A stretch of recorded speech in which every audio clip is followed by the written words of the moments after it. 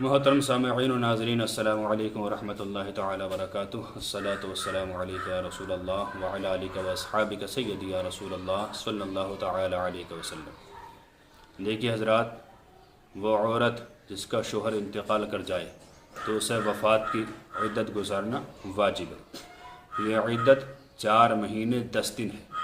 4 مہینے 13 دن جو عوام میں مشہور ہے وہ بالکل غلط ہے، بے بنیاد ہے، شریعت میں اس کی کوئی اثر نہیں ہے۔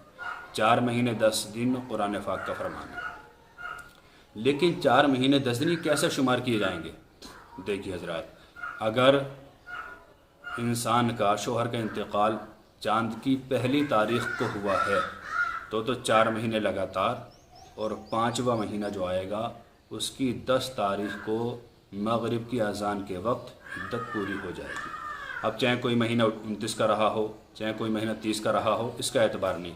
4 مہینے پورے ہو گئے، اس کے بعد 5ویں مہینے کے 10 دن آئیں گے، مغرب کی اذان ہوگی، عدت پوری ہو جائے گی۔ لیکن اگر شوہر کا انتقال پہلی تاریخ کو نہیں ہوا، تیسری، چوتھی، 5ویں، 6ٹھی، 30 تک کبھی بھی ہوا، تو اب مہینوں کا اعتبار نہیں ہے، اب ہوگا دنوں کا اعتبار۔